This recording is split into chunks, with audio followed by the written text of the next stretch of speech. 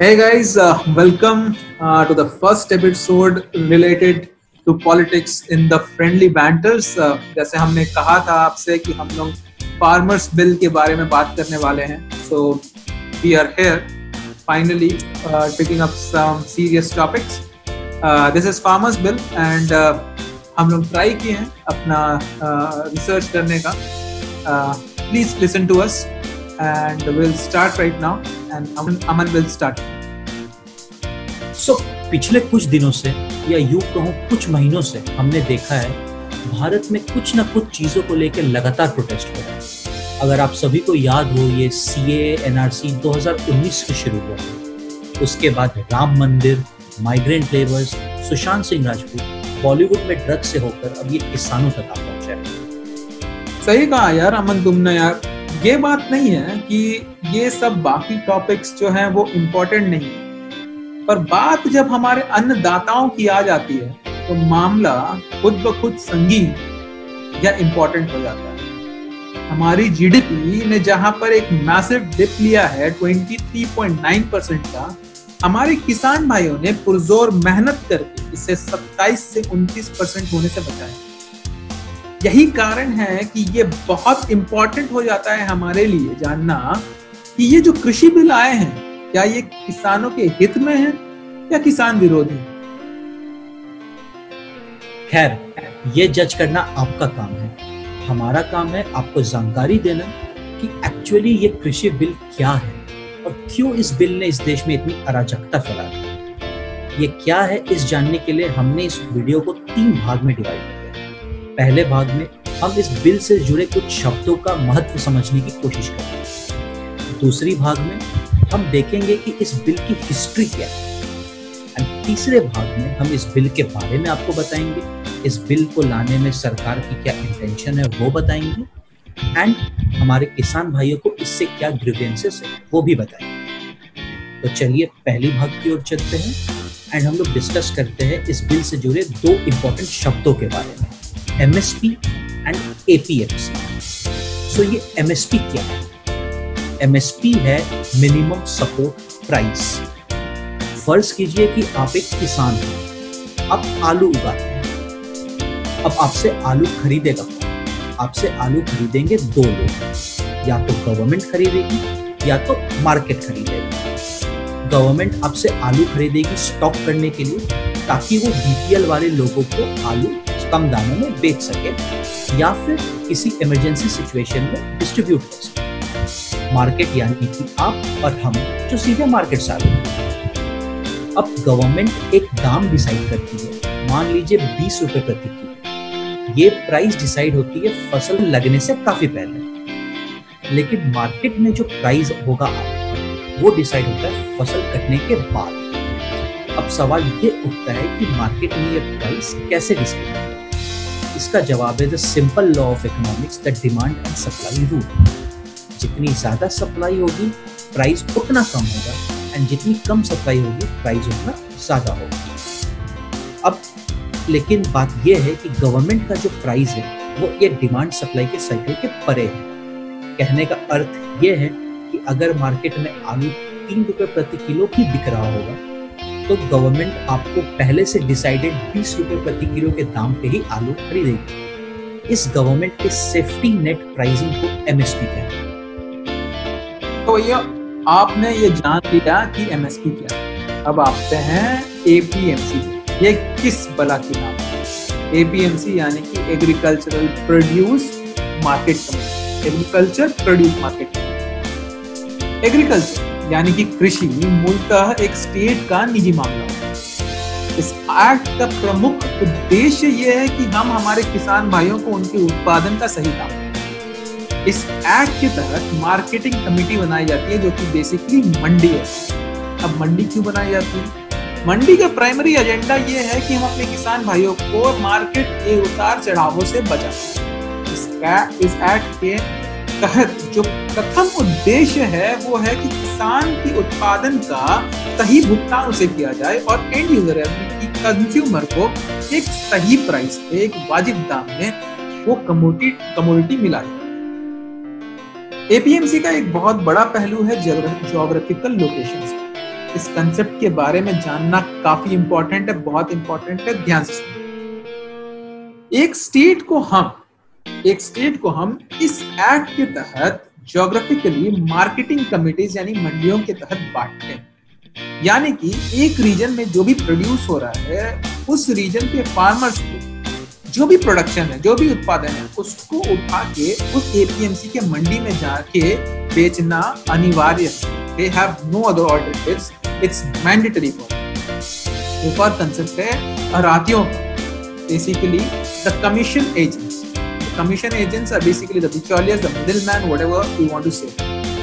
Ideal case में ये होना चाहिए कि उनके पास एक लाइसेंस होना चाहिए, जो कि आज भी है, उनके पास एक दुकान होना चाहिए, एक शॉप होना चाहिए, जो आज भी है। बट आइडियल केस में ये होना चाहिए कि दे शुड डू ऑक्शनिंग, यानी कि उनको ये ऑक्शन करना चाहिए कि आज जो भी किसान हमारे पास अपना उत्पादन लेके आ रहे हैं, उसके लिए हम एक दाम बोलेंगे, जो दाम किसान को बेटर लगे उस दाम पे किसान वो माल हमें बेच के चल जाए। इससे क्या होगा, किसान को एक अच्छी प्राइस मिलेगी अपने प्रोडक्ट। बट क्या ये एक्चुअली होता है? अक्सर देखा गया है कि ऐसा नहीं हो पाता। और क्यों नहीं हो पाता है, खैर इसके बारे में हम बाद में बात करेंगे। इससे पहले हम लोग थोड़ा कॉन्टेक्स्ट जान लेते हैं इसके बारे में। कॉन्टेक्स्ट जानने के लिए क्या होता है, हमें हिस्ट्री जाननी पड़ती है। इसके लिए अमन बताएगा आपको इसकी हिस्ट्री। चलिए, अब हम जब ये दो कंसेप्ट समझ गए, अब थोड़ा इसके इतिहास को जानते हैं, क्योंकि कॉन्टेक्स्ट जानना भी तो जरूरी है ना भैया। भारत में agricultural produce market regulations British काल से ही मौजूद है, क्योंकि उसी टाइम से मार्केटिंग कॉस्ट काफी हाई हुआ। पर ऐसा क्यों था? काफी सारे रीजंस थे, जैसे कि हट्टा सिस्टम।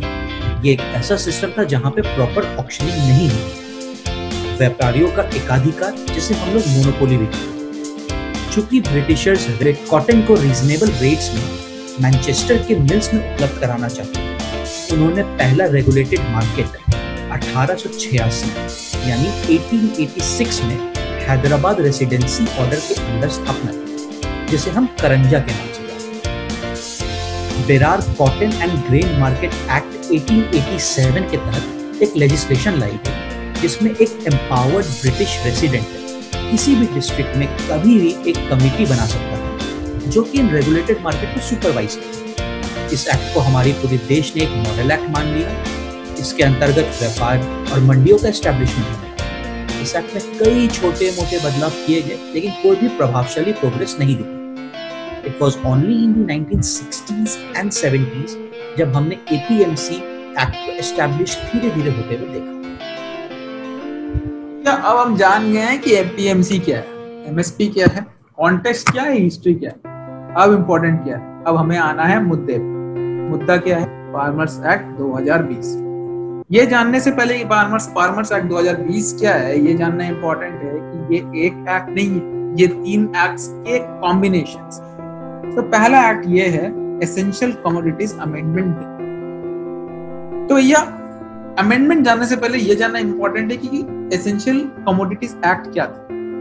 ये 1955 में आया था ये एक्ट। एसेंशियल कमोडिटीज एक्ट ये कहता है कि जो भी एसेंशियल कमोडिटी है, जैसे कि दाल, चावल, आलू, प्याज, तेल इत्यादि में सेंट्रल गवर्नमेंट का प्रोडक्शन और सप्लाई पे कंट्रोल रहेगा।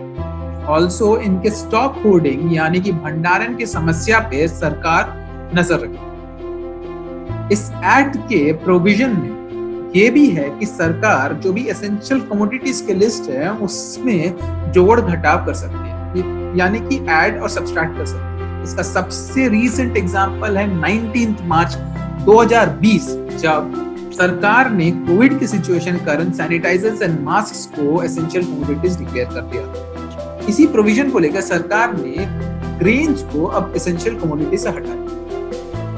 पहले ग्रेन्स एसेंशियल कमोडिटी में क्यों थी और अब क्यों हटाया, ये जानना इंपॉर्टेंट है। ये जानने के लिए हमें 1955 में जानना पड़ेगा।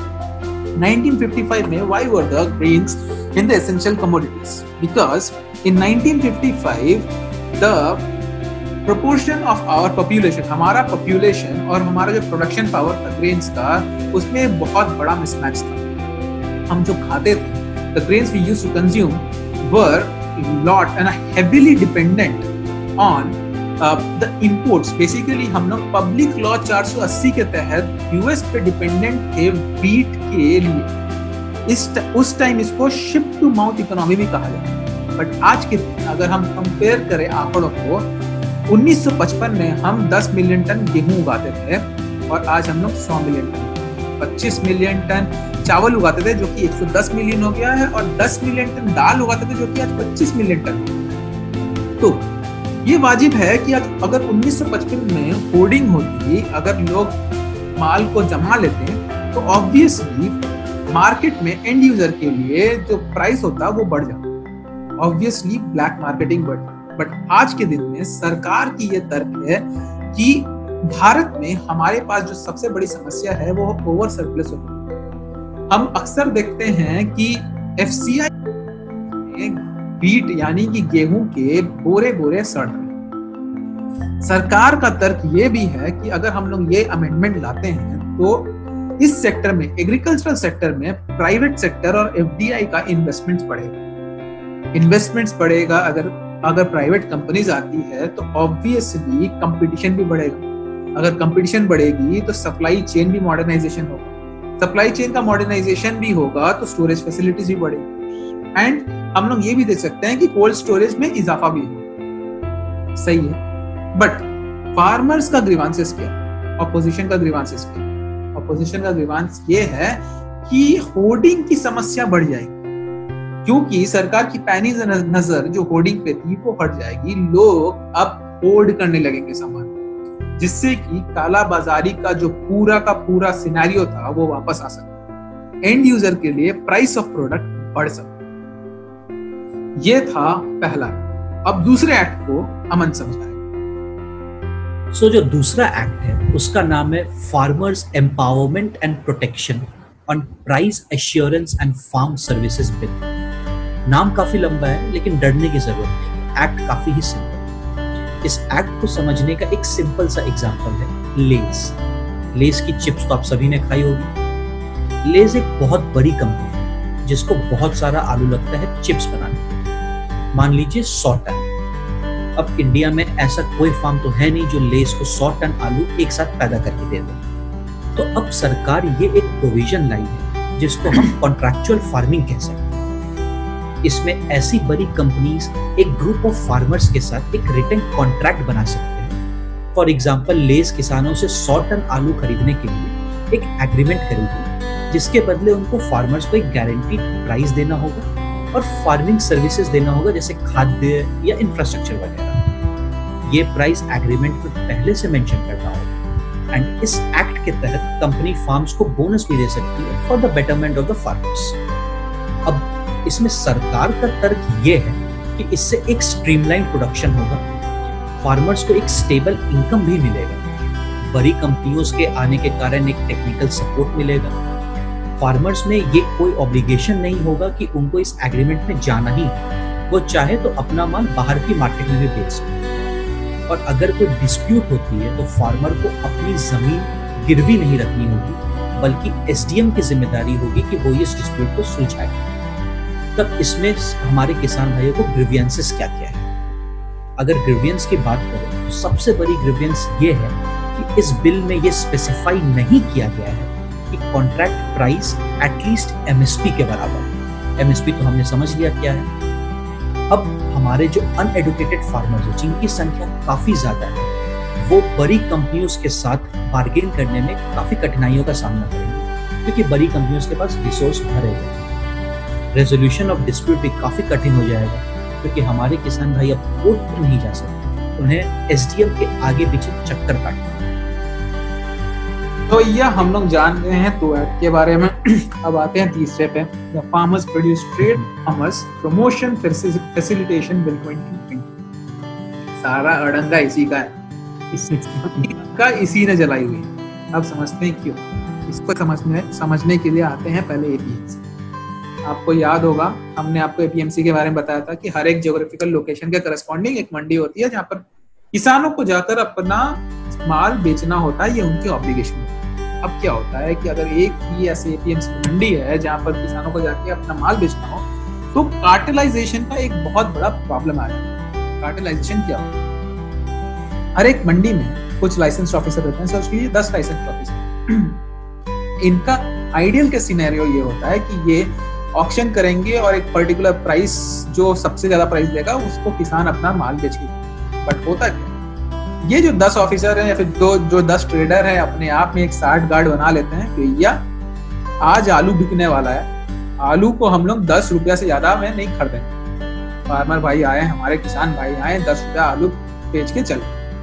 अब ये जो बिचौलिए होते हैं, मिडिल मैन होते हैं, वो क्या करते हैं कि यही 10 रुपए प्रति किलो आलू को 40 रुपए प्रति किलो आलू करके बेच देते हैं एंड यूजर्स को।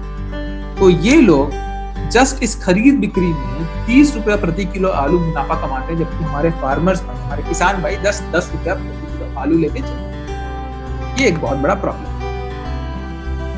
दूसरा प्रॉब्लम ये है कि हमारे कंट्री में स्वामीनाथन कमिटी ने भी इसको बताया था कि जो एपीएमसी का अंडर मंडी है वो हर 5 किलोमीटर से 80 किलोमीटर के बीच में होना चाहिए, बट आज के दिन में ये 480 किलोमीटर के दायरे।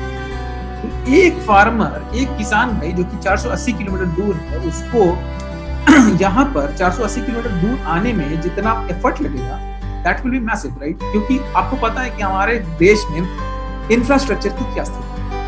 अब किसी चीज को सही करने के लिए या फिर सरकार का जो विजन है वो है कि फार्मर्स को इस ऑब्लिगेशन से हटा दें। According to this act, government बोलती है, सरकार बोलती है कि farmers can sell their product anywhere and everywhere. आप जहां चाहे भारत में वहां अपना जो उपज है उसको बेच सकते हैं। For example let's say UP में हर पेड़ प्याज उगाया सकता है, एकदम तहलका मचा दिया प्याज उगा। अब क्या करेगा, यूपी में वो प्याज बेचेगा तो सरप्लस प्याज का है तो उसको ज्यादा पैसा मिलेगा। तो क्या होगा, वो बेचना चाहेगा इस प्याज को जहां पर वो प्याज का उपज हुआ नहीं। सपोज कि कर्नाटक में प्याज का उपज नहीं है, तो यूपी का फार्मर अगर अपना प्याज को कर्नाटक में बेचेगा तो उसको ज्यादा पैसा मिलेगा, और जो एंड यूजर है कर्नाटक को, उसको ज्यादा पैसा देना पड़ रहा था अभी प्याज के लिए। अब जब सप्लाई आ गया है प्याज का तो उसको कम पैसा देना पड़ेगा। तो ये हो गया विन विन सिचुएशन। तो ये प्रोविजन है इस एक्ट। सरकार ये भी कहती है कि ये इस एक्ट से एक ओपन मार्केट बनाना चाहिए। कोई भी ट्रेडर, कोई लाइसेंस ट्रेडर नहीं रहता। अभी कोई भी ट्रेडर बन सकता है जिसके पास पैन कार्ड। वो कार्टेलाइजेशन रोकने का बात कर रही है। वो कह रही है कि एपीएमसी के तहत जो भी इधर उधर के टैक्सेस अब फार्मर्स को देने की जरूरत नहीं। गवर्नमेंट सेस टैक्स नहीं लगा सकती, स्टेट गवर्नमेंट सेस टैक्स नहीं लगा सकती।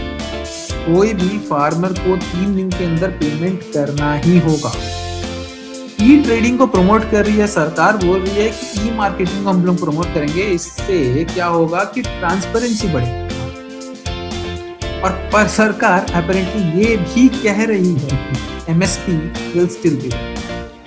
सुनने में अच्छा लगा, लेकिन ग्रीवेंसेस क्या कहा जा रहा है कि ये फेडरल स्ट्रक्चर ऑफ इंडिया को डिस्टर्ब करेगा। क्यों करेगा? क्योंकि एपीएमसी में स्टेट गवर्नमेंट का एक मुख्य पावर हुआ करता है, बहुत ज्यादा पावर हुआ। अब इस बिल के पास होने के बाद ये बिल कोई भी पावर जो स्टेट गवर्नमेंट एक्सरसाइज करती है उसको ओवरराइड कर सकता है।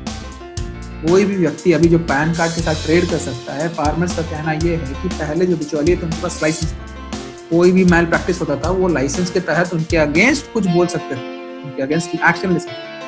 आज वो पैन कार्ड जब हो जाता है तो वो करना कठिन है।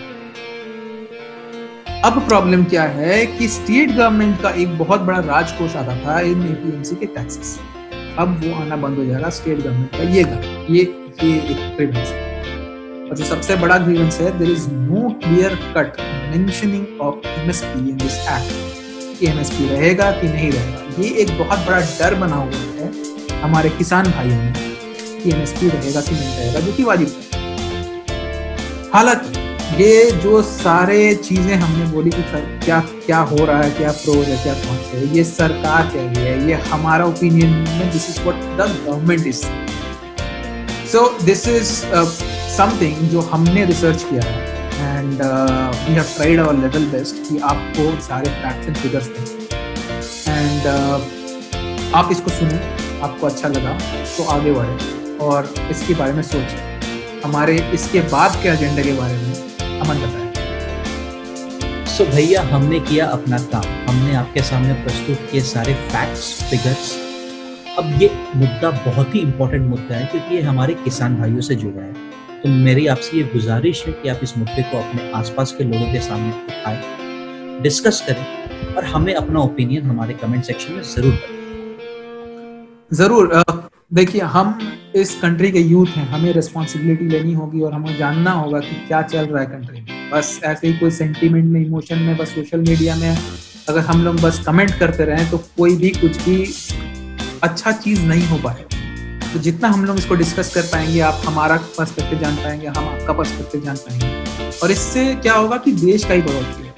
यही बात सोच के हमने एक इनिशिएटिव लिया है, हमने डिस्कशंस स्टार्ट किया है। तो नेक्स्ट वीकेंड हमें फॉलो कीजिए। हम लोग एक डिबेट करने वाले हैं जहाँ पर हमारे और आपके से लोग आएंगे और इसके बारे में बात करेंगे। तो अभी के लिए, आज की एपिसोड के लिए इतना ही है। From Aman and Abhishek. So this is Aman and Abhishek signing off. Thank you. Like, share and subscribe. Good night.